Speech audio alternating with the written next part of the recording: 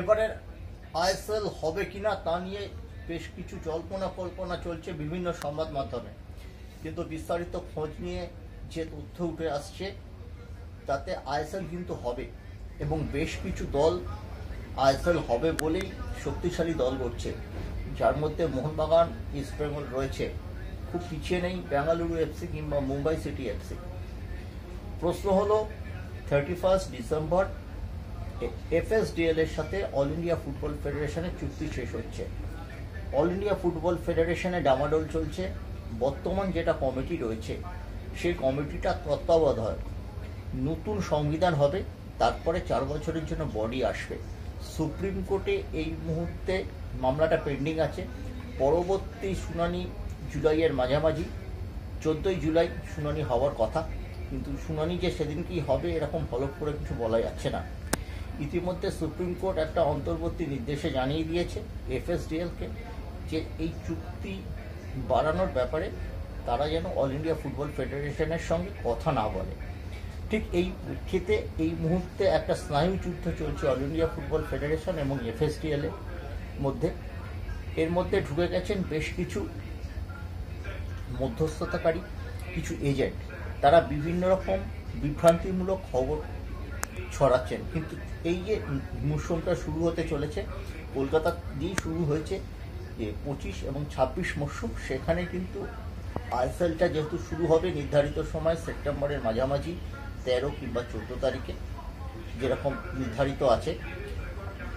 এবার all India football federation এবং FSDL একটা যৌথ স্নায়ুযুদ্ধের পরে তারা হয়তো সুপ্রিম কোর্টে গিয়ে ওই জুলাইয়ের মাঝামাঝি, খুব সম্ভবত 14 জুলাই বলবে যে আমাদের এই মরশুমে আইএসএলটা যাতে হয়, তা যদি মধ্যে নির্বাচন না করতে পারেন, কোনো চূড়ান্ত সংবিধান যদি সুপ্রিম কোর্ট ঠিক করে দিতে না পারে, যদি নির্বাচন না হয়, অন্তত মে মাস পর্যন্ত বা 30 এপ্রিল পর্যন্ত যাতে আমরা এই বছরের লিগটা শুরু করি এবং শেষ করতে পারি তার ব্যবস্থা করি।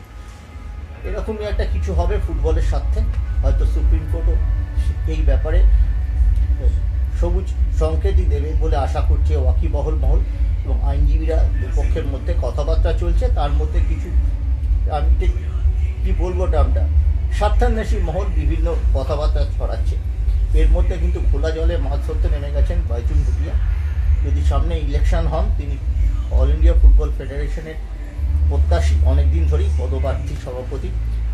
প্রফুল প্যাটেলের আমলে তিনি প্রচণ্ড গুরুত্ব পেতেন।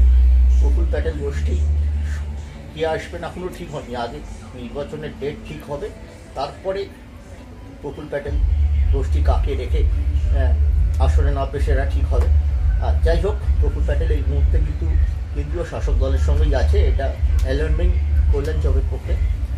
তিনি শুরুটা ভালোই করেছিলেন, অনেক টুর্নামেন্ট তিনি করেছেন, কিন্তু বেশ কিছু অপ্রীতিকর কাজকর্মে জড়িয়ে গেছে অল ইন্ডিয়া ফুটবল ফেডারেশন। সেই সুযোগটাই বাইচুং নিতে চাইছেন। এটাই ছিল কিন্তু আপডেট।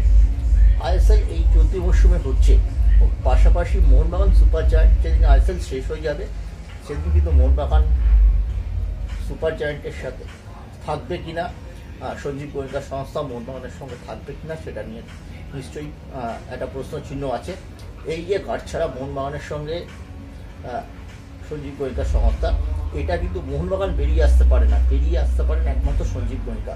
এটা কিন্তু একেবারে প্রাথমিক সত্য এবং দল গঠনের কাজ চলছে, পুরোদমই চলছে। এই এর পাশাপাশি আইএসএল যদি না হয় তবে রবিনহো কেন রিক্রুট হলো? রবিনহো রিক্রুট 100% চুক্তি কিন্তু হয়নি। রবিনহোর সাথে মোহনবাগানের প্রি কন্ট্যাক্ট হয়ে গেছে এবং এই প্রি কন্ট্যাক্টটা জানুয়ারি মাসে হয়ে গেছে।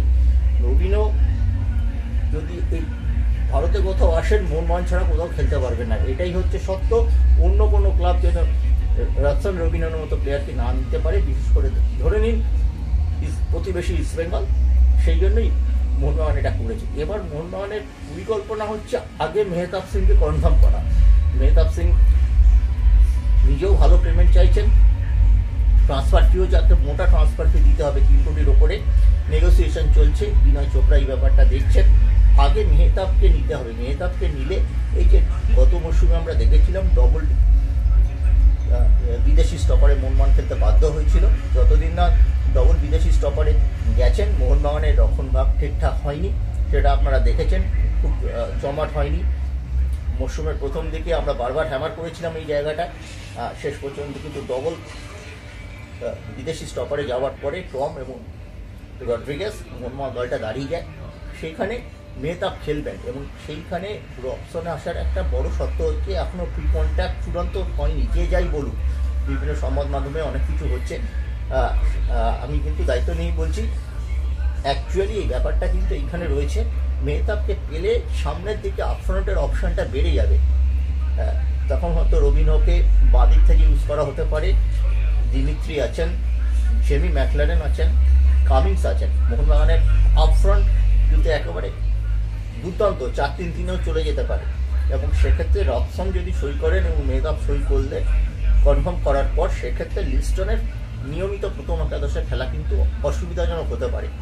এটাই কিন্তু এই মুহূর্তে মোহনবাগানের যে গেম প্ল্যান এবং আইএসএলের কথা মনে রেখেই মোহনবাগান দলটা করছে। অতএব যে জল্পনা চলছে, কোন সাংবাদিক কি টুইট করেছেন আমি বিস্তারিত যাচ্ছি না, কিন্তু সেপ্টেম্বরের মাঝামাঝি এটা শুরু হয়ে যাচ্ছে এবং এই বছরটা অন্তত হচ্ছে, পরের বছর পরের কথা।